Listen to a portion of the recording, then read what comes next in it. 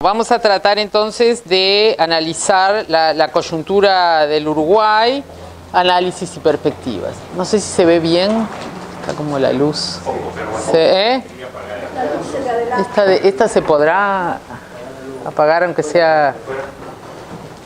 Sí, porque no quedó muy grande y no se ve. Bueno, este primer, digamos, no, esa, ahí va esa, ahora sí.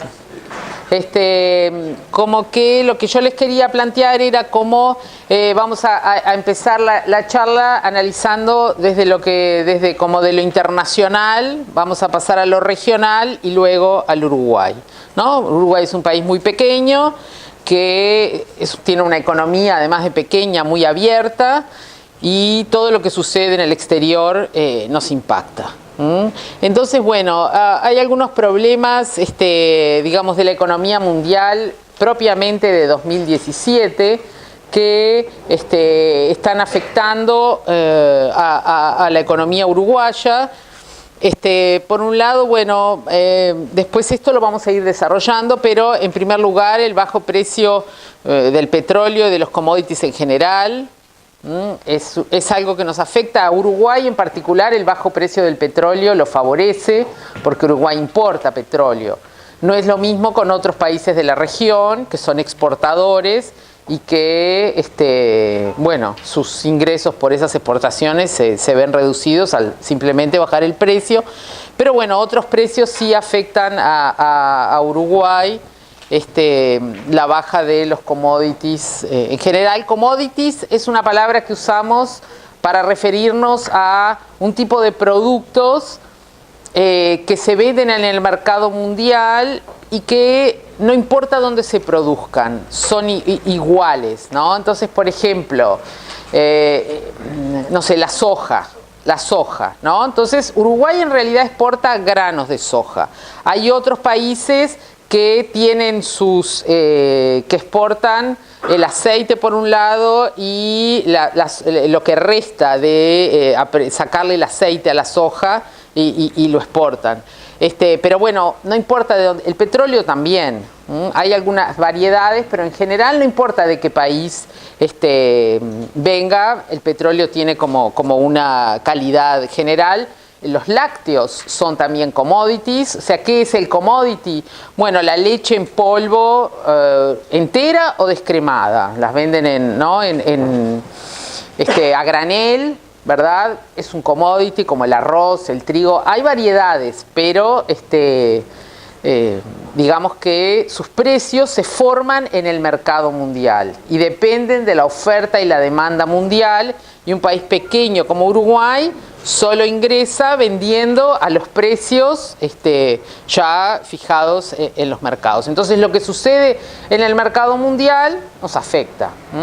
Bueno, la carne, históricamente nuestro principal producto de exportación, también es un commodity, a pesar de que ahí hay como categorías. Uruguay ha intentado y en parte ha logrado mantener como una calidad superior.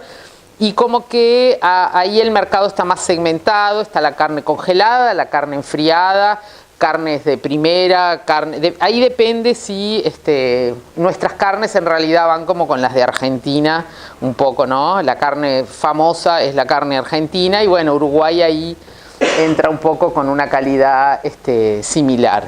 Pero bueno, lo commodity es como esa categoría y a eso es que nos referimos. Segundo punto, esto es algo capaz que las tasas de interés también, digamos, ¿no? Se forman, las tasas de interés mundiales dependen de las tasas de interés que se fijan en los grandes mercados. Básicamente Estados Unidos y la Unión Europea son los principales lugares y digamos, una cosa son las tasas de mercado, pero están las tasas que fija ay, ¿qué le pasa a esto? Están las tasas que fijan los bancos centrales de estos países. El Banco Central en Estados Unidos es la Reserva Federal y ellos tienen una tasa de política monetaria que es la tasa, lo que se llama las tasas de la Fed. La Fed es la Reserva Federal, y tienen la tasa de política monetaria, es un bono que tienen a 6 meses. Y esa tasa, cuando la crisis de 2008 la bajaron drásticamente a cero, esos títulos no pagaban nada, cero, igual la gente compra esos títulos. ¿Por qué? Bueno, porque los títulos en Estados Unidos no dan rentabilidad, pero dan seguridad. Y hay mucha gente que, sobre todo en la época de la crisis, escapa de mercados que pagan más, pero que potencialmente pueden no pagar. Entonces prefieren ir a esos bonos más seguros. Esas tasas de interés, en definitiva, son las que marcan, digamos, como el costo del crédito a nivel mundial. Y esa política se comenzó a deshacer el año pasado. Estas tasas comenzaron a aumentar, sin embargo el cronograma de incremento se fue como postergando.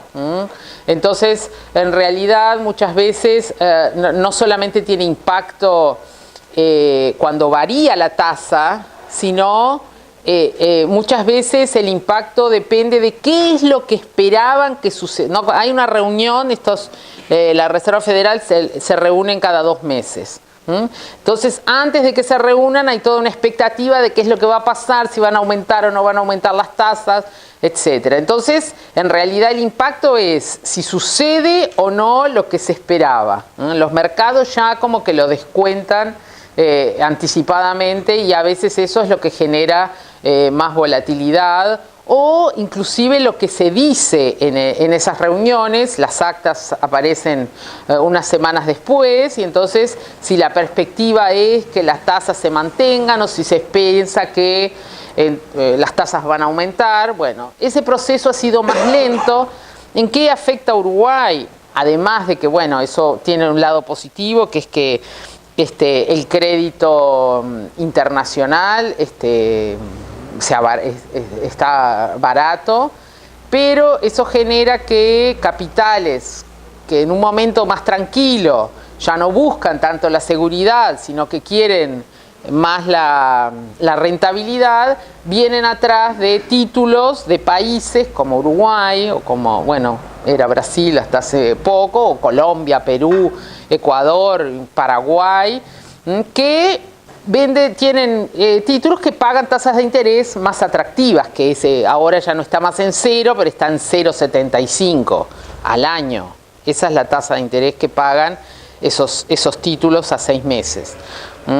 Entonces ahora Uruguay, por ejemplo, que tiene un título emitido, no sé, que pague en pesos, no me acuerdo si sacaron uno que pagaba alrededor de entre 10 o 11%, la inflación bajó a 5%, tenemos una tasa real de casi 5%, entonces, bueno, es atractivo para el capital. Entonces eso hace que ingresen capitales al Uruguay, pero pasan muchas veces por el mercado de cambios, y eso hace que caiga el dólar.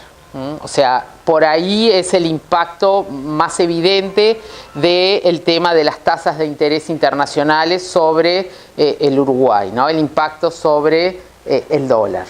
O sea, gran afluencia de dólares al país para invertir en títulos del gobierno, en papeles, y tienen ese efecto. Lo mismo, ¿no? La debilidad del dólar, o sea, visto desde el otro lado, cuando Trump sube al poder el año pasado, hay como toda una movida, parece como que la economía de Estados Unidos va a empezar a crecer fuerte, que el dólar se va a fortalecer, pero eso no termina de suceder. Entonces, como que también era una promesa o algo que se esperaba, que en definitiva para este 2017 no se dio. La Unión Europea está todavía en un paso anterior, bajó las tasas de interés a 0 y todavía no las volvió a subir, siguen en 0%, las de los títulos estos de corto plazo de la Unión Europea, y además tienen más problemas de crecimiento que el propio Estados Unidos, que está creciendo a tasas relativamente bajas, pero la Unión Europea, ustedes saben, sobre todo algunos países todavía tienen muchos problemas. Otra cuestión que viene a sumarse a esto es, no sé si ya habrán escuchado hablar de la desaceleración de la economía china. La economía china creció durante muchos años a tasas increíblemente elevadas, del 10% anual o más, llegó hasta como el 15%, con un modelo basado sobre todo en la inversión. Tenía tasas de inversión China de alrededor del 50%, o sea, inversión sobre PIB 50%, cuando en Uruguay llegamos al 20% y estamos todos felices de qué bien, qué alta que es nuestra tasa de inversión. China tenía esa tasa, tenía un modelo de crecimiento basado en, bueno, la construcción de carreteras, puentes, una industrialización muy fuerte con vistas a las exportaciones. Por eso importaba materias primas, las industrializaba, las reexportaba. China está cambiando ese modelo de crecimiento, yendo hacia un modelo más para el consumo interno, para mejorar los servicios, la calidad de la vida de la gente, etcétera. Entonces, bueno, eso hace que la demanda que tenían por estos commodities, que fueron los que impulsaron la gran suba de precios, esa demanda de China, se enfriara. Igual China crece a tasas de 6% al año. O sea, igual son muy altas. Pero bueno, si lo comparamos con 10, es menos, se desacelera. Esa es la cuestión. Y bueno, y en conjunto la economía mundial no termina de recuperarse de aquella crisis que tuvo en 2008-2009. Ay, ¿qué le pasa a esto? Bueno, a ver, esperen un poquito que se quedó esta cosa. ¿No le pareció un cartel? Está. Bueno, este gráfico nos muestra lo que este gráfico son las tasas de crecimiento de la economía mundial, es desde 2000, ¿no? Para dar como una idea y hasta acá son datos reales y estos son proyecciones del Fondo Monetario. Esta es el crecimiento de la economía mundial, esta es la crisis acá de 2008-2009.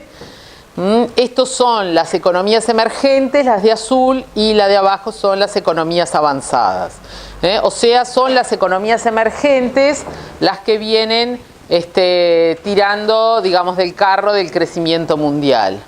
Si bien se desaceleran fuerte, o sea, estos son tasas de crecimiento, ¿no? Acá está el cero, o sea, vean, las economías emergentes acá bajan un poco, pero las que tienen caída realmente son las economías avanzadas. Sin embargo, ¿verdad? La perspectiva es como está todo bastante planchado, con tasas de crecimiento de los países desarrollados que se proyectan alrededor del 2%, no más. Entonces, bueno, eso es como un lento crecimiento. Acá hay este otro gráfico, trata de poner un poco más el foco en lo que pasa en los últimos años. Estos son tasas de crecimiento trimestrales, o sea, es como mirando un poquito más, ¿no? Acá de nuevo la crisis, acá tenemos Estados Unidos, Eurozona y Japón. Acá cae más es Japón, como 10% de caída tiene ahí en 2009, pero bueno, se recuperan, sin embargo, vuelven a caer, ¿no? Vuelve a tener tasas negativas. Japón, la eurozona también, acá en 2012, cuando viene la crisis de la deuda griega. Y Estados Unidos, a pesar de ser el país donde fue el epicentro de la crisis, es el que más rápido se recupera y no vuelve a caer, o sea, tiene tasas ahí alrededor del 2%. Acá tenemos Argentina, Brasil y Uruguay, para que vean, o sea, miren la escala, ¿no? Acá va de menos 10, acá hasta el máximo 6, acá llega acá algún trimestre. Esto quién es Argentina, ¿no? O sea, siempre Argentina sobre todo con una volatilidad muy muy grande. Brasil menos, Uruguay es el que está en rojo, no sé si lo ven, tiene, ¿verdad?, variaciones en el crecimiento, pero mucho menos que los demás países, y se mantuvo con tasas positivas, o sea, tuvimos 2 trimestres acá de tasas negativas, pero no fueron seguidos, entonces eso no constituye una recesión.